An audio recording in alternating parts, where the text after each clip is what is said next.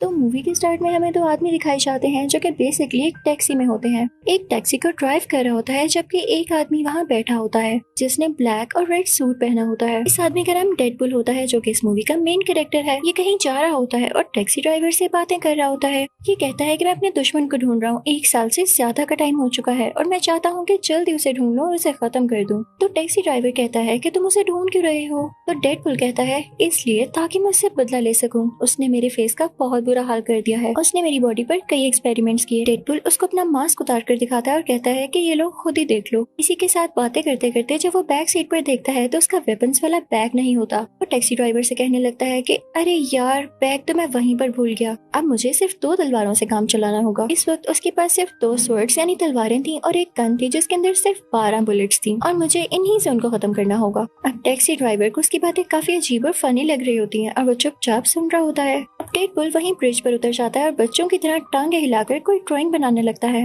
वो ऐसे ड्रॉ कर रहा होता है कि वो अपने दुश्मन को कैसे मारने वाला है कि तभी उसको वहाँ पर अपने दुश्मन की गाड़ियां नजर आती हैं। वो फौरन से उतर जाता है और उसके गन में जितनी भी बुलेट्स होती हैं उनसे उनके साथियों को मार डालता है। ये सीन काफी मजेदार है। उनकी गाड़ियां रोल होते हुए गिरती हैं। यहाँ हम पर रिवील होता है कि डेडपुल के दुश्मन का नाम फ्रांसिस होता है। वो काफी बड़ा विलन था, काफी बुरा आदमी था। अब ये खबर मशहूर हो जाती है, हर जगह ये बात फैल जाती है कि डेडपुल और फ्रांसिस में लड़ाई हो रही है। ये न्यूज टीवी पर भी आती है। फिर हम घर में एक जाइंट आदमी को देखते हैं जो कि स्टील का बना हुआ लग रहा था। उस आदमी को ये न्यूज देख के काफी गुस्सा आता है। वो एक टीनेजर लड़की को बुलाता है जिसके काफी छोटे बाल थे और वो दोनों गुस्से में डेडपुल से मिलने जाते हैं। अब यहाँ हमें पास्ट की स्टोरी दिखाई जाती है जबकि डेडपुल एक नॉर्मल इंसान था। वो अभी डेडपुल नहीं बना था। उसका नाम वेड होता है। वो सीधा एक बार में जाता है जहाँ पर उसका दोस्त भी होता है और वहाँ पर किसी जाइंट आदमी की किसी दूसरे आदमी के साथ लड़ाई हो रही होती है। तो वेड ये देख कर एंजॉय कर रहा होता है। तभी वेड के पास एक लड़की आती है जिसका नाम वेनेसा होता है। वो वेड से आकर बातें करने लगती है और उसको काफी पसंद करने लगती है। अब आहिस्ता आहिस्ता इन दोनों में दोस्ती हो जाती है।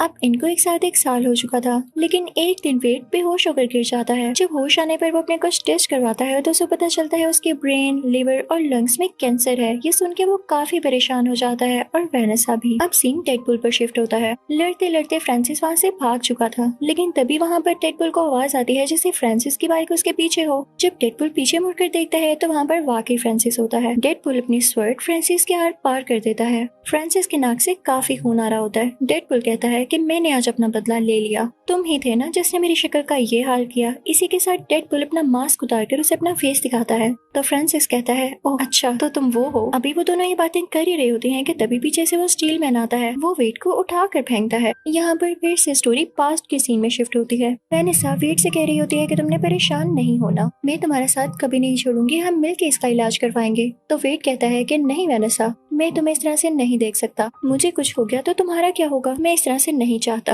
और ये कह के वहाँ से एक बार में आ जाता है। वो अपने उसी दोस्त के पास आकर बैठता है तो उसका दोस्त उसे कहता है कि यहाँ एक आदमी काफी देर से तुम्हारा इंतजार कर रहा है, जाओ मिलो उससे जाकर। और डेडपुल जब उसे जाकर मिलता है तो आदमी डेडपुल से कहता है कि मैं जानता हूँ कि तुम्हें एक डिजीज है और तुम उसका इलाज करवाना चाहते हो, इसमें मैं तुम्हारी हेल्प कर सकता हूँ, लेकिन साथ एक और बात, मैं तुम्हें सुपर पावर्स भी दे सकता हूँ। तो डेडपुल कहता है कि नहीं, मुझे एक नॉर्मल इंसान की तरह जिंदगी जीनी है, मैं इसमें इंटरेस्टेड नहीं। और ये कहकर वो वहाँ से आ जाता है। अब यहाँ से सीन दोबारा से प्रेजेंट में आता है और वो स्टील मैन डेडपुल से कह रहा होता है कि तुम्हारे साथ मसला क्या है, तुम अपनी पावर्स का गलत यूज क्यों कर रहे हो। तो डेडपुल स्टील मैन से कहता है कि मुझे मत सिखाओ, जिसने मेरे साथ बुरा किया मैं उससे बदला जरूर लूंगा। तभी वो टीनेजर डेडपुल से कहती है कि पीछे देखो। और जब डेडपुल पीछे देखता है तो फ्रांसिस वहाँ से भाग चुका होता है। डेडपुल को स्टील मैन पे काफी गुस्सा आता है और वो उसे मारने लगता है कि अगर तुम मुझे अपनी बातों में ना लगाते तो वो यहाँ से ना भागता। डेडपुल स्टील मैन को मारने लगता है, लेकिन क्योंकि वो बहुत ज्यादा हार्ड होता है तो स्टील मैन की दोनों रिस्ट यानी बाजू और एक टांग टूट जाती है। तो स्टील मैन उसे कहता है यार तुमने मेरा दिमाग खराब कर दिया है। उसे काफी जोर से हिट करता है जिससे डेडपुल दूर जाकर गिरता है और फिर उसकी रिस्ट अपने हाथ के साथ बांधकर उसे कहीं ले जाता है।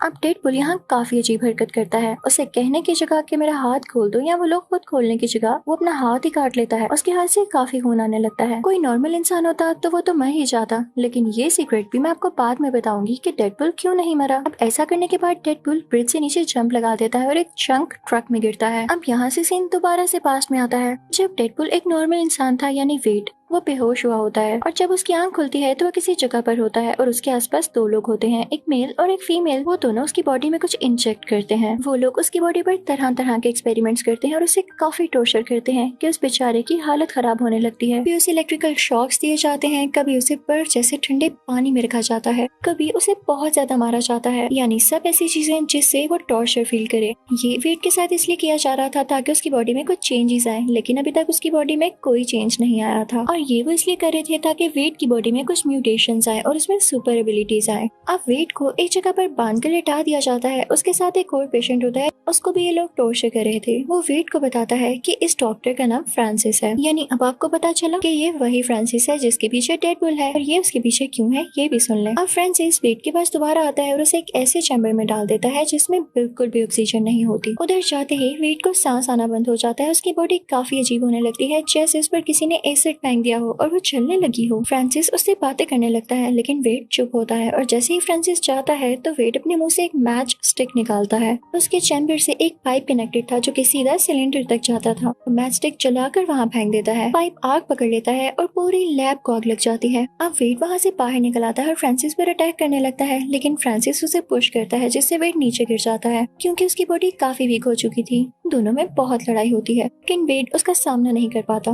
फ्रांसिस एक रोड उठाता है और वेट की आर पार कर देता है। दूसरी तरफ लैब जल रही होती है और उसके कुछ हिस्से जल कर नीचे गिर रहे होते हैं। फ्रांसिस तो वहाँ से भाग जाता है, लेकिन वेट अभी तक वहीं था। अब कई घंटे गुजर जाते हैं। आग तो थम चुकी थी, लेकिन पूरी बिल्डिंग राख में बदल चुकी थी। बेचारा वेट भी उसी राख के नीचे दबा हुआ था, और जब वो उस राख से बाहर आता है तो वो काफी हैरान होता है कि मैं अभी तक मरा क्यों नहीं। असल में बात ये थी कि उसकी बॉडी में म्यूटेशंस आ चुकी थी और उसमें अब काफी ज्यादा सुपर एबिलिटीज थी कि वो अपनी बॉडी का कोई भी पार्ट हील कर सकता था। वो इमॉर्टल हो चुका था, लेकिन इसका बुरा असर ये हुआ था कि उस बेचारे की सारी बॉडी जल चुकी थी, जैसे आपने पहले देखी। अब वेट को वेनेसा की फिक्र हो रही होती है कि वो बेचारी मुझे ढूंढ रही होगी, तो वो सीधा वहाँ से वेनेसा के पीछे जाता है। लेकिन रास्ते में सब लोग उसे काफी बुरी तरह से घूर रहे होते हैं, जैसे वो काफी अजीब दिख रहा हो, क्योंकि वेट को तो नहीं पता था कि अब उसकी शक्ल कैसी दिख रही है, क्योंकि वो वहाँ से डायरेक्ट यहाँ वेनेसा के पीछे आ चुका था। इतनी ही देर में वेनेसा बिल्डिंग के अंदर चली जाती है, और जब वेट बाहर शीशे में अपना फेस देखता है तो काफी दुखी हो जाता है। वो अपना फेस देख के कहता है कि वेनेसा मुझे कभी एक्सेप्ट नहीं करने वाली। वहाँ से वेट सीधा उस बार में जाता है जहाँ पर उसका दोस्त होता है। वो अपने दोस्त से कहता है कि देखो मेरी शक्ल का क्या हाल हुआ, अब वेनेसा मुझे कभी नहीं बुलाने वाली। तो उसका दोस्त कहता है कि वाकई अब इसका क्या हाल है। वेट कहता है कि बार में वो आदमी भी नहीं है जिसने मुझसे कहा था कि वो मेरा फेस ठीक कर सकता है। तो उसका फ्रेंड कहता है कि वो आदमी अगर नहीं है जो तुम्हारी डिजीज ठीक कर सकता है, तो वो आदमी तो है ना जो तुम्हारा फेस ठीक कर सकता है, क्योंकि उसी ने तुम्हारा फेस बिगाड़ा है। तुम उसे ढूंढो। वो तो यही समझ रहा है कि तुम मर चुकी हो और तुम्हें कोई सुपर पावर नहीं आई, तो इसीलिए वो तुम्हें वहाँ से छोड़कर चला गया। तो तुम मेरे भाई अपने लिए एक काम करो, अपने लिए एक मास्क और एक सूट तैयार करो जिससे उसे पता चल ही ना सके कि ये तुम हो और तुम जिंदा भी हो। फिर उसके बाद तुम उसको ढूंढना और उस पर अटैक कर देना। मैं तुम्हारा नाम डेडपुल रखता हूँ। और बस यहाँ से वेट का नाम डेडपुल पड़ जाता है। वो अपने घर जाता है और एक व्हाइट कपड़े से अपने लिए मास्क तैयार करता है। यहाँ से उसकी जर्नी स्टार्ट हो जाती है फ्रांसिस को ढूंढने की। अब उसे फ्रांसिस को ढूंढते ढूंढते 1 साल हो चुका था, और वो बीच में जब फ्रांसिस को ना ढूंढ पाता तो उसके साथियों को मार डालता। अब वो वक्त भी आता है जब वो अपने लिए एक बहुत अच्छा ब्लैक और रेड सूट तैयार करता है। और फाइनली वो दिन आ जाता है जब डेडपुल को खबर मिलती है कि फ्रांसिस कहाँ हो सकता है। उसे वहाँ पर वही आदमी मिलता है जिसने उसे कहा था कि उसकी डिजीज ठीक कर सकता है। तो डेडपुल समझ जाता है कि इसका जरूर फ्रांसिस से कोई ना कोई लिंक है। वो उससे गुस्से से पूछता है कि कहाँ है फ्रांसिस। तो वो बेचारा आदमी डर जाता है और उसे बता देता है। अब सीन वहीं पर शिफ्ट हो जाता है जब हमें मूवी के स्टार्टिंग में दिखाया गया कि डेडपुल टैक्सी ड्राइवर के साथ कहीं जा रहा होता है। अब पास्ट और प्रेजेंट के सीन्स मर्ज हो जाते हैं और रियल स्टोरी यहीं से स्टार्ट होती है जहाँ पर डेडपुल उस जंग ट्रक में गिर चुका था। अब डेडपुल को होश आ जाती है, और जहाँ पर वो जंग ट्रक रुकता है ये देख के डेडपुल काफी हैरान हो जाता है, क्योंकि वो किसी बूढ़ी औरत का घर था जो उसके साथ लॉन्ड्री में आया करती थी। जब डेडपुल यानी वेट कपड़े धोने आता था, उसी बूढ़ी औरत ने वेट को सजेशन दिया था कि तुम अपना सूट ब्लैक और रेड कलर में तैयार करो। उन दोनों में काफी दोस्ती हो गई हुई थी कि वो बूढ़ी औरत ब्लाइंड होती है और वो वेट की शक्ल नहीं देख पाती, लेकिन यहाँ वेट उस बूढ़ी औरत को खुद ही बता देता है कि मेरे साथ क्या क्या हुआ। और यहाँ हम पर यह भी रिवील होता है कि जब वेट यानी डेडपुल का कोई बॉडी पार्ट कट जाए तो वो दोबारा से हील करके रीग्रो हो जाता है। ये उसकी सुपर पावर्स होती हैं, सुपर एबिलिटीज होती हैं। तो वो बूढ़ी औरत से कहता है क्या मैं यहाँ तब तक रुक सकता हूँ जब तक कि मेरा हाथ वापस नहीं आ जाता, क्योंकि उसके बाद मुझे फ्रांसिस को ढूंढना है। अब हम फ्रांसिस को उसी फीमेल फ्रेंड के साथ देखते हैं जिसके साथ मिलकर उसने वेड में कुछ इंजेक्ट किया था। अब वो दोनों सीधा वेड के फ्रेंड की बार में जाते हैं। वो दोनों से पूछते हैं कि कहाँ है वेड, तो वो कहता है मैं नहीं जानता। फिर तभी वहाँ पे फ्रांसिस की दोस्त को वेड और वेनेसा की पिक्चर मिलती है। तो वो फ्रांसिस से कहती है कि फ्रांसिस मैं वेनेसा को जानती हूँ, अब वेड तक पहुँचना हमारे लिए आसान है। अब उन लोगों के चाहते ही वेड का फ्रेंड जो कि बाहर में होता है वेड को कॉल करके सब कुछ बताता है। तो वेड काफी परेशान हो जाता है और सीधा उस जगह जाता है जहाँ पर वेनेसा काम करती थी। वो एक बार थी। वहाँ पर जाकर वो सब लोगों से पूछने लगता है कि क्या आपने वेनेसा को देखा है, वो मेरी दोस्त है। लेकिन जब वेनेसा खुद उसे नजर आती है तो उसमें इतना करेज नहीं होता कि वो उससे बात कर सके, क्योंकि उसे ये लग रहा था कि वेनेसा उसका फेस देख के डर जाएगी। तो वहाँ से वो वॉशरूम में चला जाता है। उतनी ही देर में वेनेसा को कोई बताता है कि कोई आपको ढूंढ रहा है। वेनेसा समझती है कि वेड आया है। वो काफी एक्साइटेड होकर बाहर जाती है, लेकिन वहाँ वेड तो नहीं होता, लेकिन उसे फ्रांसिस और उसकी दोस्त किडनैप कर लेते हैं। जब डेडपूल डरता डरता वॉशरूम से बाहर आता है कि वेनेसा से बात कर सके, तो उसे वेनेसा कहीं नहीं दिखती। फिर उसे एक टेक्स्ट रिसीव होता है जो कि फ्रांसिस का था।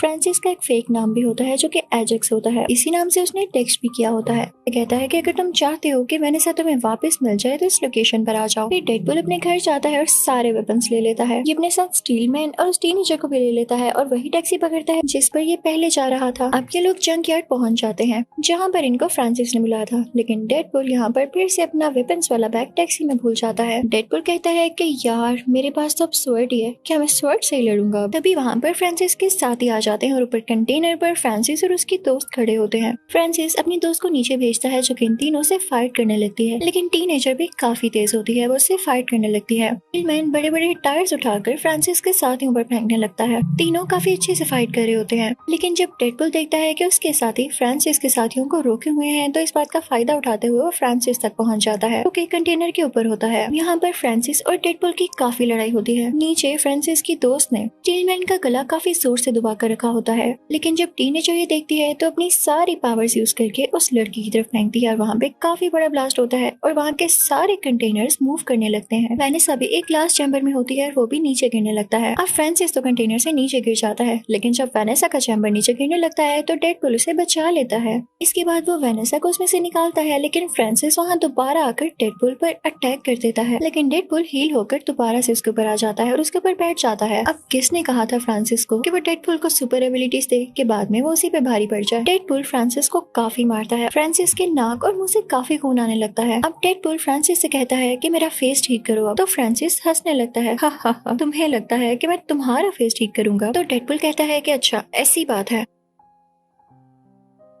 इसी के साथ वो अपनी एक छोटी सी गन निकालता है और उस पर शूट करने वाला होता है कि तभी पीछे से स्टीलमैन की आवाज आती है। वो उसे कहता है डेडपूल तुम अपनी पावर्स का गलत यूज करोगे, तुम एक हीरो हो, तुम ऐसा नहीं कर सकते। लेकिन डेडपूल उसकी बात नहीं सुनता, वो फ्रांसिस के फेस पर शूट कर देता है। स्टीलमैन बाहर से जितना ह्यूज और पावरफुल दिखता था, अंदर से वो बेचारा उतना ही डरपोक था। उसे ये सीन देख के वॉमिटिंग होने लगती है। अब इस सब के बाद वेनेसा डेडपूल के पास आती है और उसे पंचेस मारने लगती है। तो डेडपूल उसे कहता है कि ठीक है मार लो, मैं जानता हूँ तुम राइट पर हो और तुम्हारा मुझे पंचेस मारना बनता भी है, लेकिन मैं तुम्हें एक चीज दिखाऊंगा, उसके बाद तो मुझे एक्सेप्ट ही नहीं करोगी। तो वेनेसा कहती है कि ऐसी भी क्या बात है। डेडपूल उसे कहता है कि मेरा फेस मास्क उतार के देखो, तुम्हें खुद ही पता चल जाएगा। तो वेनेसा उसका मास्क उतारती है, उसके नीचे एक और प्रिंट होता है। जब वेनेसा उसे हटाती है तो वहाँ पर डेडपूल का रियल फेस होता है जो कि काफी जला हुआ था। वेनेसा उसका फेस देख के कहती है कि क्या बुरा है इसमें, तुम्हारी आंखें, नाक, मुंह सब कुछ तो ठीक है, स्किन का इशू है तो वो सबको होता है, हर किसी की स्किन वैसे भी फ्लॉलेस नहीं होती, मुझे जल्द ही इसकी आदत हो जाएगी, लेकिन मैं तुम्हें छोड़ नहीं जाने वाली। दोनों बहुत खुश होते हैं,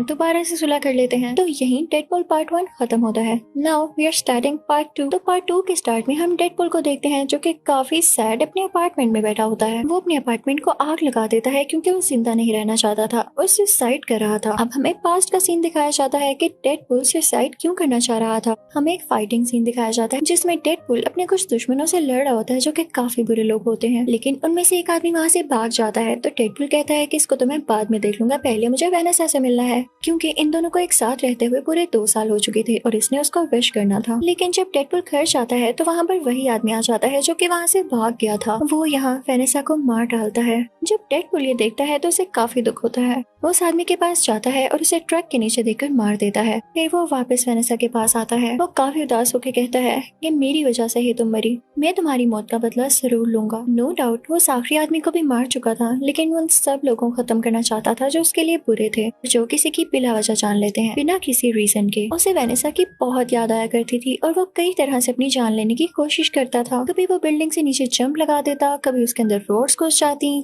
कभी वो खुद को आग लगा देता, लेकिन उसे कुछ न होता क्योंकि वो इमॉर्टल था और इस चीज से वो खुद भी तंग आ चुका था। अब हम प्रेजेंट में आते हैं जब वो अपने अपार्टमेंट को आग लगा के दोबारा से सुसाइड करने की कोशिश करता है। यहाँ पूरे अपार्टमेंट में आग लग जाने की वजह से बहुत बड़ा एक्सप्लोजन होता है और उसे वेनेसा का विजन आता है कि ये तुम गलत कर रहे हो, तुम्हारा काम ये नहीं है। लेकिन इसी के साथ ही डेडपूल की बॉडी के टुकड़े हो जाते हैं। तभी कुछ टाइम बाद वहाँ पर स्टील मैन आता है और उसके बॉडी पार्ट्स देख के उसे एक सैक में डालकर अपने साथ ले जाता है और फिर उसे छोड़ देता है। जब डेडपूल की बॉडी हील हो जाती है तो वो बिल्कुल ठीक हो जाता है और अब वो उदास एक काउच पर लेटा होता है कि तभी उसके पास स्टील मैन आता है और कहता है कि तुम क्या कर रहे हो, तुम तो इतने पावरफुल हो और बनो भी। आज के बाद यही तुम्हारी फैमिली है और तुम हमारे साथ यहीं पर रहोगे। उस घर में 2 लड़कियां और होती हैं, एक वही टीनेजर जिसके छोटे बाल थे और एक पिंक बालों वाली लड़की। अब सीन यहाँ से दूसरी तरफ शिफ्ट होता है जहाँ पर हम एक ह्यूज आदमी को देखते हैं जिसकी एक आंख में लेजर जैसा कुछ था और उसके हाथ में घड़ी थी। जब वो उस घड़ी को मूव करता है तो वो कहीं जगह पर आ जाता है। वहाँ खड़े वो 2 आदमियों से पूछता है कि ये कौन सा साल है, मैं किस ईयर में हूँ। लेकिन इससे पहले कि वो आदमी कोई जवाब देते वो उनको मार कर उनकी गाड़ी लेकर वहाँ से चला जाता है। अब सीन दोबारा से वहाँ शिफ्ट होता है जहाँ पर वो चारों रह रहे थे,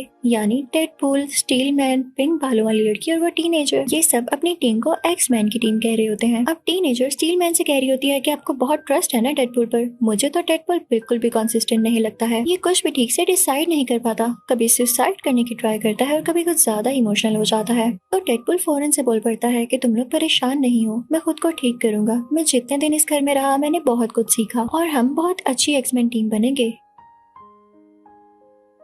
ये बात सुनकर सारे काफी खुश हो जाते हैं। स्टील मैन उसे अप्रिशिएट करता है और कहता है मुझे खुशी है मैं तुम्हें यहाँ लेकर आया। अब सीन चेंज होता है एक म्यूटेंट स्कूल की तरफ। वहाँ पर कुछ ऐसे बच्चे थे जिनमें कुछ ज्यादा एबिलिटीज थी जो कि इंसानों में नहीं होती, वो बच्चे म्यूटेंट्स थे। अब उस स्कूल का प्रिंसिपल जो कि क्लासेस वाला आदमी होता है उन सब बच्चों से कह रहा होता है कि ठीक है मैं जानता हूँ तुम लोगों में एबिलिटीज है, लेकिन तुम लोगों ने इसको दुनिया के सामने शो नहीं करना और इन पर कंट्रोल रखना है। अब प्रिंसिपल उनमें से एक हेल्दी बच्चे को सामने स्टेज पर लाता है और सब बच्चों के सामने उसे टॉर्चर करने लगता है।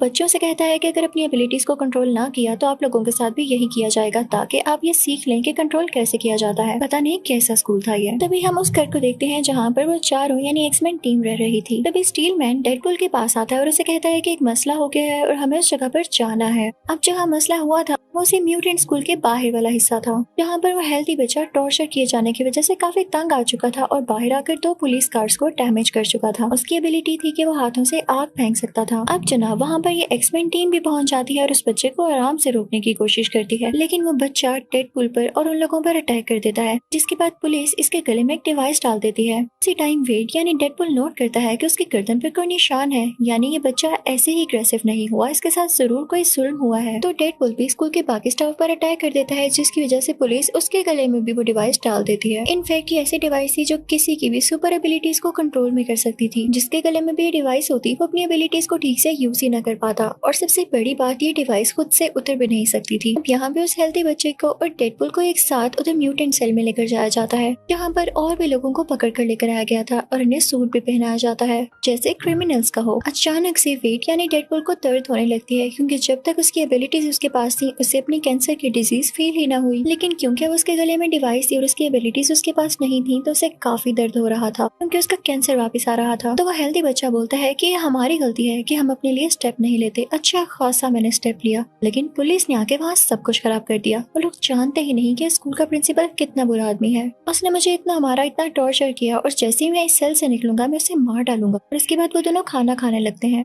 तभी वहाँ पर वो अजीब आदमी आ जाता है जो कि लोगों से ईयर का पूछ रहा था और उसकी आंख में कुछ चमक रहा था। वो उस हेल्दी बच्चे की तरफ पॉइंट आउट करता है कि मुझे ये बच्चा चाहिए। वेट यानी डेडपूल कहता है कि मैं तुम्हें इस बच्चे को हाथ भी नहीं लगाने दूंगा और इसी के साथ उन दोनों में लड़ाई शुरू हो जाती है। लड़ते लड़ते डेडपूल ग्रिल से नीचे गिर जाता है और शुक्र है कि उसके गले से वो डिवाइस हट जाती है और उसमें उसकी एबिलिटीज दोबारा आने लगती है। उन दोनों में दोबारा से फाइट होने लगती है। वेड उस आदमी से पूछता है कि तुम्हें मसला क्या है, तुम्हें वो बच्चा क्यों चाहिए। तो वो आदमी अपना नाम केबल बताता है और कहता है कि पहले तुम बताओ, तुम उस बच्चे को जानते भी नहीं और फिर भी उसे बचा रहे हो। तो वेड कहता है क्योंकि उस बच्चे को ये लगता है कि मैं उसे बचाऊंगा और मुझे उसकी होप नहीं तोड़नी। तभी वेड को दिखता है कि केबल की पॉकेट में एक बॉम्ब है, तो वो उस बॉम्ब को उस बिल्डिंग में एक्सप्लोड कर देता है और वेड और केबल दोनों ही बाहर आकर गिरते हैं। वेड बाहर बेहोश हो चुका था। तभी उसे ख्वाब में वेनेसा आती है जो उसे करेज देती है और कहती है कि यही चीजें तुम्हें पावरफुल बनाती हैं। और तब वेड को होश आ जाता है। वहाँ से वेड सीधा उसी बार में जाता है और अपने दोस्त से कहता है कि मैं एक बच्चे को बचाना चाहता हूँ। तो उसका बार वाला दोस्त कहता है कि ठीक है, हम एक टीम बनाकर उसको बचा सकते हैं। वहाँ पर वही टैक्सी ड्राइवर भी होता है। अब हम दोबारा से उसी हेल्दी बच्चे को देखते हैं जो कि अभी तक म्यूटेंट सेल में ही होता है और वहाँ पर उसकी दोस्ती एक काफी खतरनाक और काफी बड़े म्यूटेंट से हो जाती है। दूसरी तरफ वेड उस बच्चे को बचाने के लिए 6 लोगों की टीम बनाता है जिसमें 5 लड़की और एक लड़की होती है। उन सबकी अलग अलग एबिलिटीज होती हैं। लड़की की ये होती है कि वो किसी को भी अपनी बातों में फंसा सकती थी। एक आदमी ऐसा था जो कि इलेक्ट्रिसिटी को कंट्रोल कर सकता था। एक आदमी ऐसा था जिसके मुंह से एसिड निकलता था। एक ऐसा था जो कि गायब हो जाता था यानी इनविजिबल। एक ऐसा था जो कि इस दुनिया से नहीं था और उसमें एबिलिटीज भी इस दुनिया की नहीं थी।